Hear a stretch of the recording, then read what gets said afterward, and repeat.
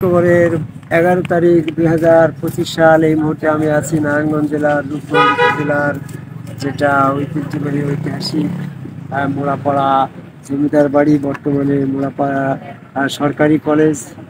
এইখানে সুন্দর পরিবেশে দাঁড়িয়ে আছি। একটা বিষয় আমি বলতে চাচ্ছি, বর্তমানে যারা আদম সেজদাকে বাদ দিচ্ছে, অস্বীকার করছে, তাদের আল্লাহ বিশ্বাসের ক্ষেত্রে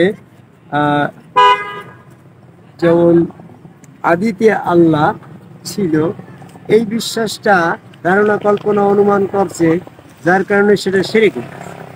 ধারণা হলে 14 নম্বর। সবার শেষে আল্লাহ থাকবে, এটাও ধারণা কল্পনা ভিতরে আল্লাহ সম্পর্কে শিরক করে দিচ্ছে। আল্লাহ গোপনে আছে, এই গোপনে আল্লাহ কেমন আছে, কি অবস্থায় আছে, এটা ধারণা কল্পনা অনুমান করার কারণে সূরা নহলের 74 নম্বর আয়াত অনুসারে ওইটা শিরক হয়ে যাচ্ছে। একমাত্র প্রকাশ্য আল্লাহটা বিশ্বাস করতে গেলে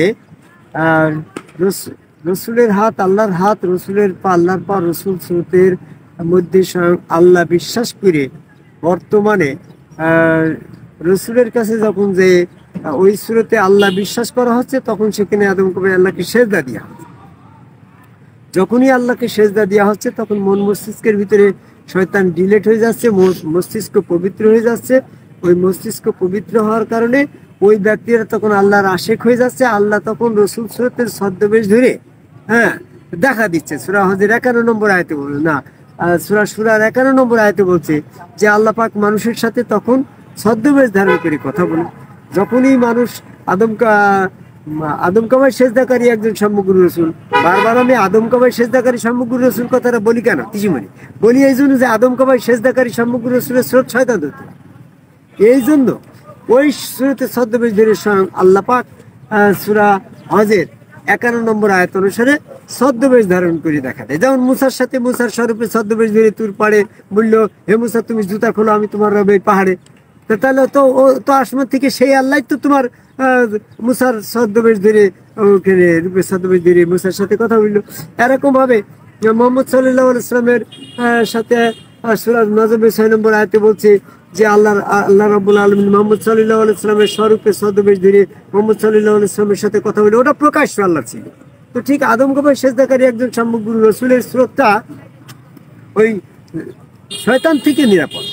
ওই স্রোতের ছদ্মবেশ ধরে ওই বান্দার কাছে, ওই ভক্তের কাছে আল্লাহ পাক দর্শন দেয়। যখন দর্শন দেয়, তখন সে প্রকাশ্য আল্লাহ দর্শন করলো।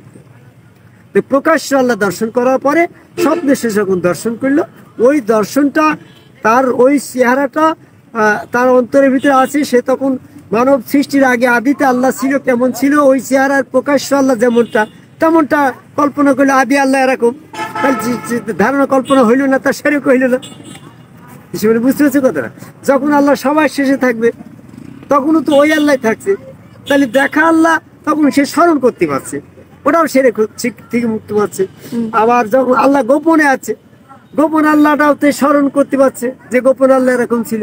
তাহলে সূরা হাদীদের 3 নম্বর আয়াত অনুসারে ওয়ালা ওয়ালা কেরুয়া জাহির ওয়াল বাতিনু, এই আয়াতে 4 অবস্থানের মধ্যে আল্লাহকে বিশ্বাস করতে গেলে যদি প্রকাশ্য রসুল স্রোতে প্রকাশ আল্লাহর দর্শন হয়ে যায় সেজদার মাধ্যমে, তখন সে আদি আল্লাহ বিশ্বাস স্মরণ করতে পারছে, শেষে আল্লাহ স্মরণ করতে পারছে, গোপন আল্লাহকে স্মরণ করতে পারছে, তার শিরক হচ্ছে না।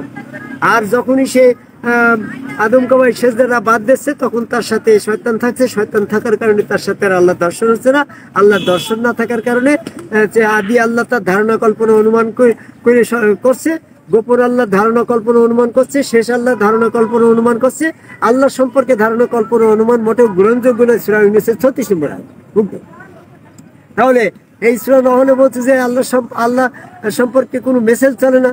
তুমি তো আল্লাহকে যেমনটা অনুমান কল্পনা করছো, আর মানব সৃষ্টির আগে আল্লাহ আদিতে এরকম ছিল, আল্লাহ তো এরকম না। তুমি যেমন অনুমান করছো মাতারা মনে এরকম মোটা, সাত পৃথিবীর মতন মোটা মাথা আল্লাহ তোমার এই আল্লাহ তো আল্লাহর মাথা তো তোমার কাল্পনিক আল্লাহর মাথা মতো না, আল্লাহর মাথা তো আল্লাহর মতো। তোমার ধারণা কল্পনা অনুমানের ওই আল্লাহর মাথা মোটা, আল্লাহ চোখ দেখা, এটা হচ্ছে সূরা নহলের 74 নম্বর আয়াত অনুসারে মেসেজ। এই জন্য যারা আদম কাবাই সেজদা বিরোধিতা করে, তাদের আল্লাহ বলাটাও শিরক গণ্য হচ্ছে। জয় গুরু।